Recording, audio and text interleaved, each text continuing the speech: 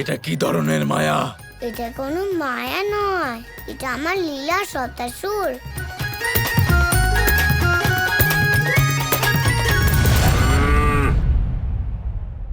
আচ্ছা, ও মাতার রূপ ধারণ করেছো?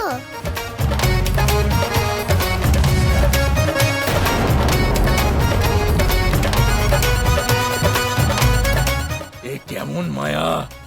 আমার রূপ কেন বারবার পরিবর্তন হচ্ছে? এ কি মহাদেব? ভ্রাতা কৃষ্ণ নিজের লীলা দ্বারা সপ্তাসুরকে এতগুলো রূপ ধারণ করার জন্য বাধ্য করলেন যে সে নিজেই ক্লান্ত হয়ে পড়েছে। গৌরী, শ্রীকৃষ্ণ এই লীলা সপ্তাসুরকে তার বাস্তব রূপ স্মরণ করানোর জন্যই করছেন। অর্থাৎ মহাদেব? সঠিক সময় আসতে দাও গৌরী, তুমি নিজেই সব বুঝতে পারবে। এখন আরাধ্যর লীলা উপভোগ করো। যে শ্রীকৃষ্ণর সাথে সাক্ষাৎ করার জন্য ওনার পরম ভক্ত অর্থাৎ আমিও কোনো দ্বিতীয় রূপ গ্রহণ করতে পারিনি, সেখানে সপ্তাসুর কি করে তার সাথে অন্য রূপ গ্রহণ করে সাক্ষাৎ করবে? যদি স্বয়ং কৃষ্ণের ইচ্ছে না হয় তাহলে কেউই অন্য কোনো রূপ ধারণ করে তার সাথে সাক্ষাৎ করতে পারবে না। আপনি ঠিক বলেছেন মহাদেব।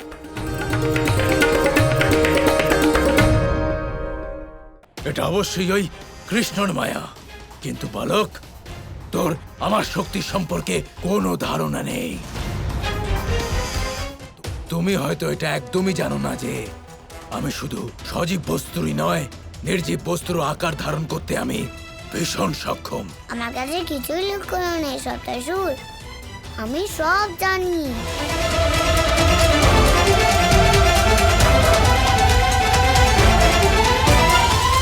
পেয়ে গেছি, এটাই ঠিক হবে। এর ফলে আমি কৃষ্ণর কাছেই থাকবো, আর কেউ জানতেও পারবে না। ঠিক আছে, আমি এই রূপই ধারণ করব।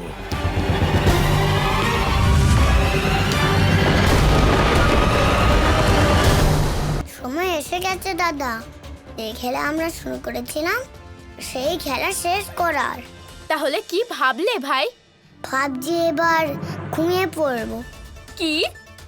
এখন তো খেলা শেষ করার কথা বলছিলে, আর এখনই ঘুমানোর কথা? হ্যাঁ দাদা, তোমার লীলা তো আমার এই মাথায় কিছু ঢোকেই না ভাই। এক্ষুনি বুঝতে পারবেন।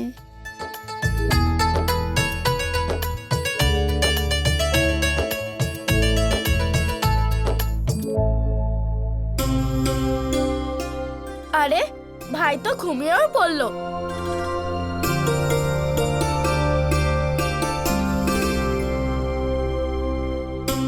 আমার সোনা ঘুমিয়ে পড়েছে? খুব ক্লান্ত না?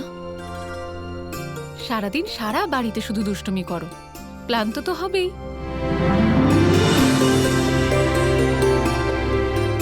এখন কোথায় শোয়াবো যাতে আমার চোখের সামনেও থাকে আর এই কড়া রোদও গায়ে না লাগে?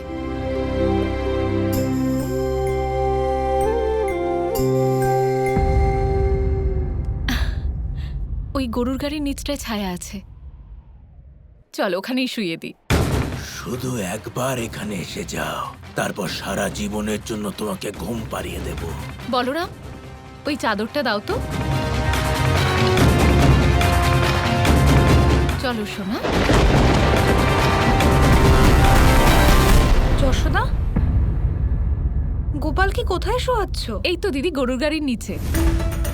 আরে না না, যদি চলতে শুরু করে? না না দিদি, চিন্তা করো না। আর্য এবং আরো বেশ কয়েকজন গোকুলবাসী মিলে এটাকে সরানোর চেষ্টা করেছিল। সরানো তো দূর, এটা নড়ানোও গেল না। গোপাল এখানে সুরক্ষিত থাকবে।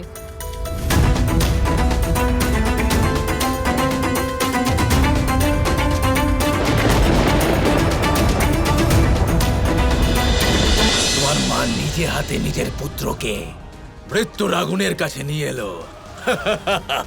একজন মা তার সন্তানকে কখনো মৃত্যুমুখে ঠেলে দিতে পারে না। এটা তো আমার পরিকল্পনা ছিল, তাই তো মা আমাকে এখানে রেখে আছে মূর্খ। এবার আমি তোমার সাথে এমন করব যে এক মুহূর্তেই তোমার মৃত্যু হয়ে যাবে।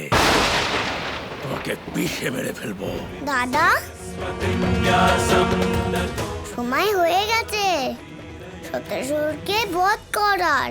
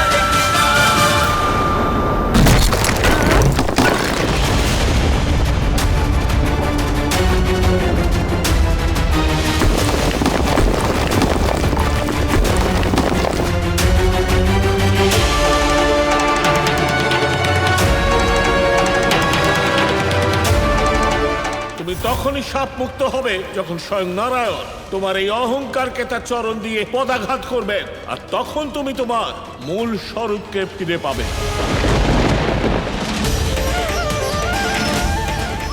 আমাকে অভিশাপ থেকে মুক্ত করার জন্য ধন্যবাদ প্রভু।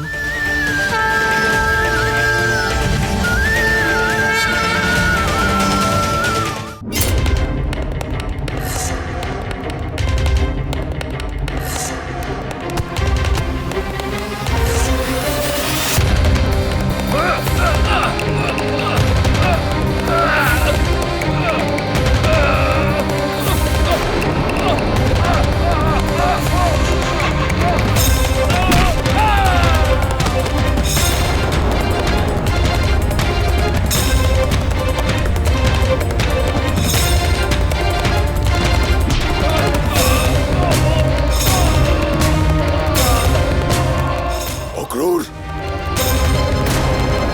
বলেন মহারাজ।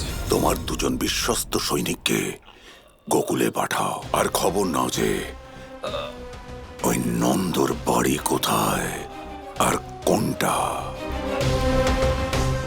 আমার যে কোনো উপায়ে ওই পরিবারের প্রত্যেক সদস্যর খবর বিস্তারিত চাই।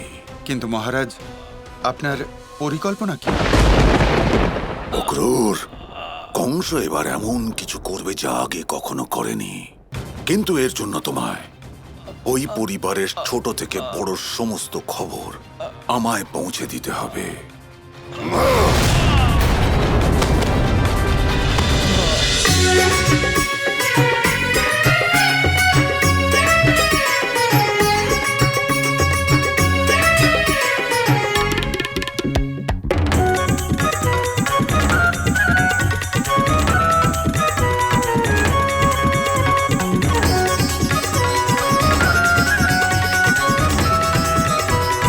দাদা, আপনি তো বড় হয়ে গেলেন, আপনার তো গোপ বেরিয়ে পড়েছে। গোপ? হ্যাঁ দাদা।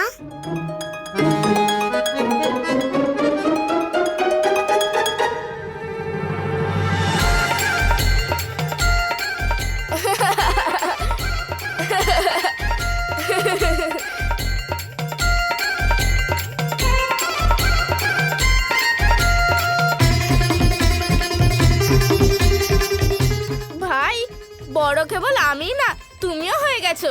তোমারও তো গোপ বেরিয়েছে দেখছি।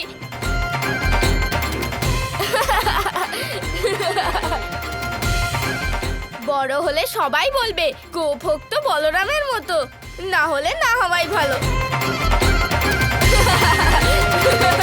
দাদা, সময় এসে গেছে আমাদের দলটাকে বড় করার। আর এবার থেকে এই দল মামার সব পরিকল্পনা ব্যর্থ করে দেবে।